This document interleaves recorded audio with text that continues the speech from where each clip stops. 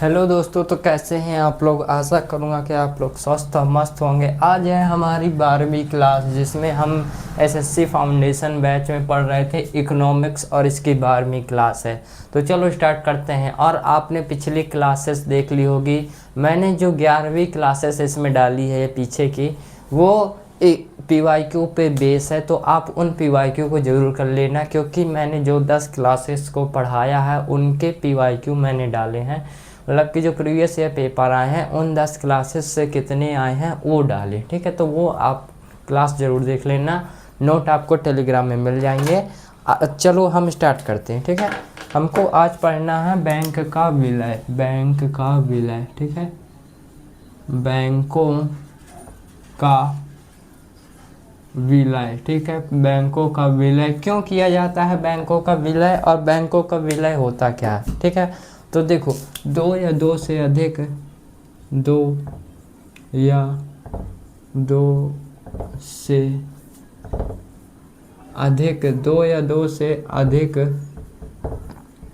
बैंकों को आपस में मर्ज करना या मिलाने को बैंकों का विलय होता है।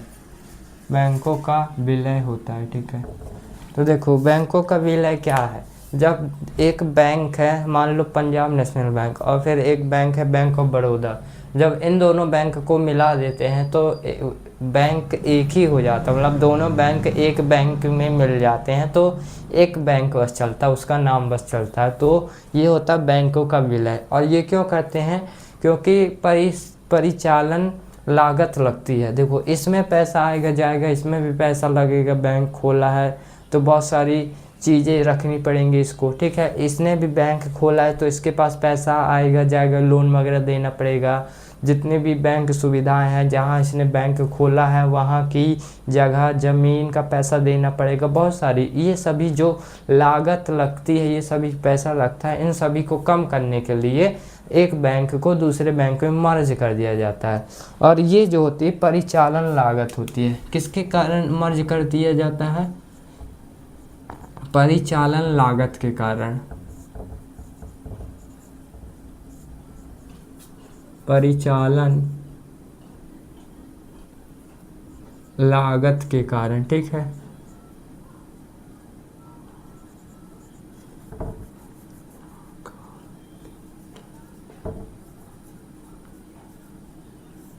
परिचालन लागत के कारण इसको मर्ज कर दिया जाता है। ठीक है, अब क्या होता है कि जब इसको मर्ज कर दिया जाता है तो ये मर्ज हो जाता है। ठीक है, तो अब क्या हुआ कि 2019 में केंद्र सरकार ने 10 बैंकों को आपस में मर्ज कर दिया था। वो कौन कौन से बैंक थे आओ जानते। ठीक है, तो कब किया था, 2019 में केंद्र सरकार ने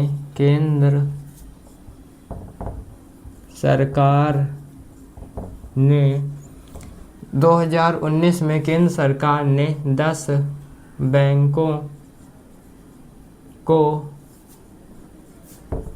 आपस में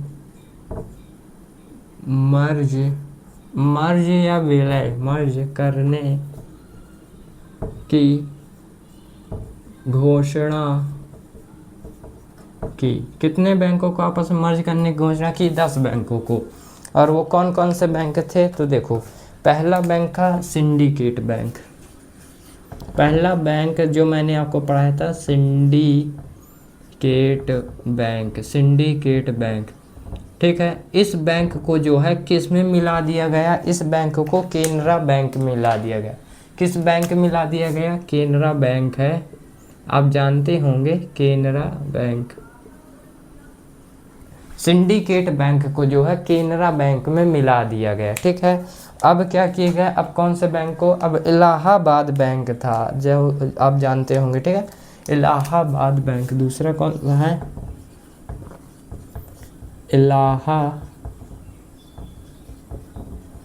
इलाहाबाद बैंक को इलाहाबाद बैंक को किस में मिला दिया गया? इंडियन बैंक में। किस में? इंडियन बैंक में। इंडियन बैंक में इलाहाबाद बैंक को किस में मिला दिया गया? इंडियन बैंक में। अब बात करते हैं तीसरा जो था वो था Vijaya bank. Vijaya bank plus Vijaya bank और एक देना बैंक था, देना बैंक। ठीक है, विजया बैंक और देना बैंक को जो है किस में मिला दिया गया? बैंक ऑफ बड़ौदा में। विजया बैंक और देना बैंक को बैंक ऑफ बड़ौदा मिला दिया गया। किस में? बैंक ऑफ बड़ौदा में मिला दिया गया था। बैंक ऑफ बड़ौदा मिला दिया गया। ठीक है, बैंक ऑफ बड़ौदा में मिला दिया गया था। अब बात करते हैं ये चौथा कौन सा था? चौथा आंध्रा और कॉरपोरेशन बैंक था। आंध्रा और Andhra bank plus corporation bank को, कॉरपोरेशन बैंक, आंध्रा बैंक और कॉरपोरेशन बैंक को जो है यूनियन बैंक में मिलाया गया था। किसमें? यूनियन बैंक में। यूनियन बैंक में। ठीक है, आंध्रा और कॉरपोरेशन बैंक को किस में मिला दिया गया था? यूनियन बैंक में। ठीक है, अब बात करते हैं ओरिएंटल बैंक ऑफ कॉमर्स और oriental bank of oriental bank of commerce और एक और ओरिएंटल बैंक ऑफ कॉमर्स और एक बैंक और था जो था यूनाइटेड बैंक। यूनाइटेड बैंक, इन बैंकों को जो है पंजाब नेशनल बैंक में मिला दिया गया था। किस बैंक में? पंजाब नेशनल बैंक में। पंजाब नेशनल बैंक में, पंजाब नेशनल बैंक में मिला दिया गया था। ये बैंक हैं जिनको जो है आपस में मिला दिया गया था ताकि जो है परिचालन लागत कम लगे। और ये इस पूछ लेता है एग्जाम में कि सिंडिकेट बैंक को किस बैंक में मिलाया गया था, या फिर इलाहाबाद बैंक को किस में मिलाया गया, या फिर आंध्रा बैंक और कॉरपोरेशन बैंक को मर्ज करके किस में मिला दिया गया था। ये क्वेश्चन मतलब कि अधिकतर पूछे जाते हैं, इसीलिए मैंने इसको आपको डिटेल से बताया है। तो आप अगर इसको लिखना चाहते हैं तो अपने अच्छे हैंड रिटन नोट के रूप में अपने हाथों से लिख सकते हैं।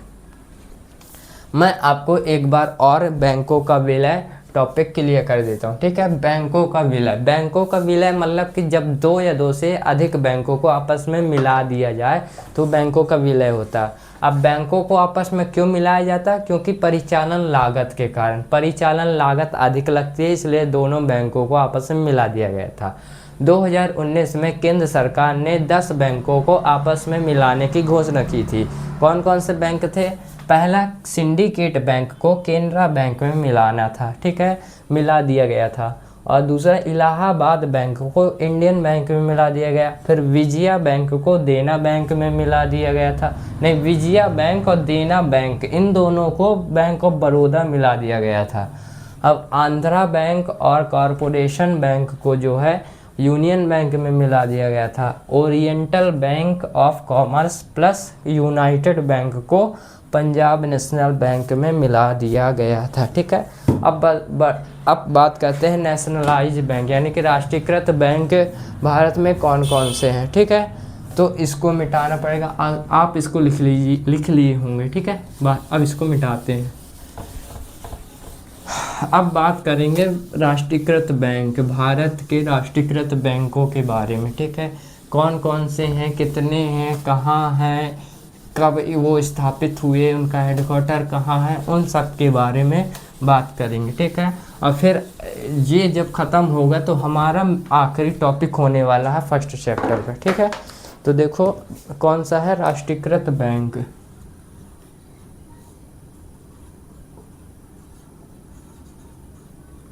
राष्ट्रीयकृत बैंक, ठीक है, राष्ट्रीयकृत बैंक। ये कौन कौन से होते हैं, तो इसमें जो है सरकार के 51% से ज़्यादा की हिस्सेदारी होती है। इन बैंकों में सरकार की 51% से ज़्यादा की हिस्सेदारी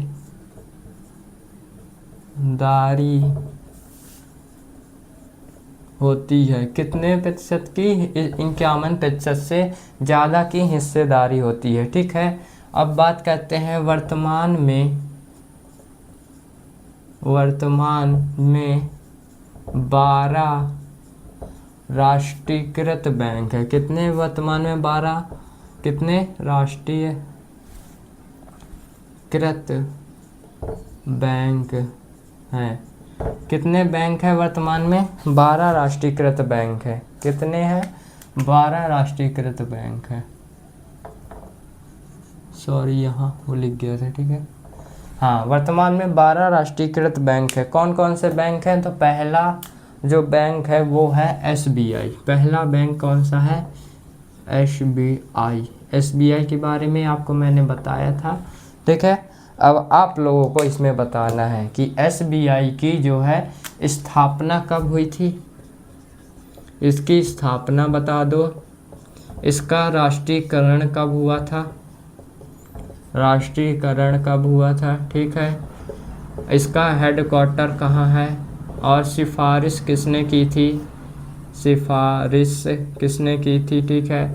और इसके प्रमुख, ठीक है, इसके प्रमुख अभी कौन है। और यह सार्वजनिक क्षेत्र का सबसे बड़ा बैंक, ठीक है। देखो SBI की स्थापना 1 जुलाई 1955 को हुई थी। कब हुई थी, 1 जुलाई 1955 को हुई थी, ठीक है। और इसका राष्ट्रीयकरण भी 1 जुलाई 1955 को ही हुआ था। कब हुआ था, 1 जुलाई 1955 को ही इसका राष्ट्रीयकरण हुआ था। इसका हेडक्वार्टर कहाँ है, तो मुंबई में इसका हेडक्वार्टर कहाँ है, मुंबई में इसका हेडक्वार्टर है। सिफारिश गोरेवाला समिति ने किया था, AD गोरेवाला समिति थी, ठीक है। इसका शॉर्ट फॉर्म में हम लिखेंगे AD गोरेवाला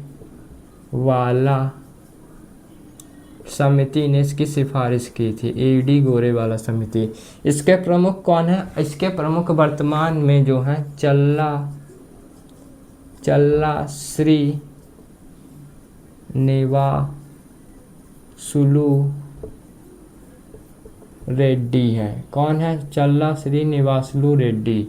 इसके प्रमुख कौन है वर्तमान में, प्रमुख मतलब कि प्रमुख जो होता CEO, जो आपने सुना होगा कंपनी का CEO कौन है, तो वही प्रमुख होते हैं। SBI का प्रमुख है अभी चल्ला श्री निवासुलु। आप गूगल करके भी देख सकते हो, ठीक है।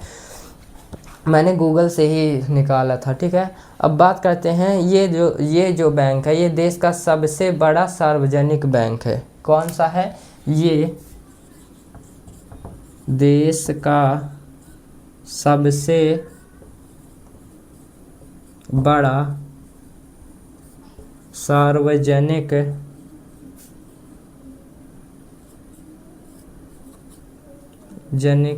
बैंक है। देश का सबसे बड़ा सार्वजनिक बैंक है। कौन सा है, देश का सबसे बड़ा सार्वजनिक बैंक है, ठीक है, सार्वजनिक बैंक है, ठीक है। ये हो गया। अब कोई पूछेगा आपसे कि राष्ट्रीयकृत बैंक कितने हैं, तो आपको बताना है 12। अब ये और पूछेगा कि राष्ट्रीयकृत बैंकों में भारत सरकार की या फिर सरकार की कितने प्रतिशत की हिस्सेदारी होती है, तो वो होती है 51% से, ठीक है। पहला कौन सा बैंक है राष्ट्रीयकृत बैंक? तो SBI है। SBI की स्थापना कब हुई थी? 1 जुलाई 1955 को। SBI का राष्ट्रीयकरण कब हुआ था? 1 जुलाई 1955 को। हेडक्वार्टर मुंबई में है। सिफारिश किसने की थी? तो AD गोरेवाला समिति ने की थी। प्रमुख कौन है इसके? चल्ला श्रीनिवासुलु रेड्डी हैं। ठीक है, ये देश का सबसे बड़ा सार्वजनिक बैंक है। तो पूछेगा देश का सबसे बड़ा सार्वजनिक बैंक कौन सा है? तो आपको बताना है SBI। कौन सा बताना है? SBI। ठीक है, अब बात करते हैं SBI को मिटाते हैं। अब दूसरा, ठीक है, देखो मैं इसमें पूरा नहीं मिटाता क्योंकि फिर मुझे पूरा लिखना पड़ेगा आपको। आप थोड़ा मतलब कि आपको तो दूसरा लिखना ही है। ठीक है, ये हो गया। दूसरा कौन सा है? तो PNB, पंजाब नेशनल बैंक है। ठीक है, PNB, ये इसमें आपको मिटाना पड़ेगा। ठीक है, दूसरा सार्वजनिक क्षेत्र का कौन सा बैंक है? दूसरा, इसको देश का दूसरा सबसे सार्वजनिक क्षेत्र का। अब दूसरा कौन सा बैंक है? तो वो है पंजाब नेशनल बैंक, जिसे PNB भी कहते हैं। ठीक है, PNB। अगर इसको शॉर्ट फॉर्म ना समझ में आए तो आप यहाँ लिख सकते हो पंजाब नेशनल बैंक। कौन सा है? दूसरा पंजाब नेशनल बैंक है। ठीक है, अब बात करते हैं कि इसकी स्थापना कब हुई थी। तो इसकी स्थापना जो हुई थी 19 मई 1864 में हुई थी। पंजाब नेशनल बैंक की स्थापना कब हुई थी? 19 मई 1864 में हुई थी। ठीक है, और इसका राष्ट्रीयकरण का नहीं पता और ये इम्पोर्टेंट नहीं है इस समय। ठीक है, इम्पोर्टेंट क्या है? इसका हेडक्वार्टर जो है, पहले ये देखो पंजाब नेशनल बैंक पहले ये पाकिस्तान में पड़ता था, लाहौर इसका था। ठीक है, लाहौर कहाँ था? पाकिस्तान में। ठीक है, पाकिस्तान में इसका हेडक्वार्टर। अभी कहाँ है इसका हेडक्वार्टर? अभी कल नई दिल्ली में है। कहाँ है? नई दिल्ली में। अभी इसका हेडक्वार्टर नई दिल्ली में। ठीक है, पहले कहाँ था? लाहौर में था। अभी जो इसका हेडक्वार्टर है वो है नई दिल्ली में। ठीक है, अब बात करते हैं कि इसके प्रमुख कौन है। तो इसके प्रमुख है अशोक चंद्रा। ठीक है, कौन है? अशोक चंद्रा। इसके प्रमुख है अशोक चंद्रा। इसके प्रमुख है अशोक चंद्रा। ठीक है, अशोक चंद्रा। और बात करें कि ये सार्वजनिक क्षेत्र का दूसरा सबसे बड़ा बैंक है। ये देश का दूसरा सार्वजनिक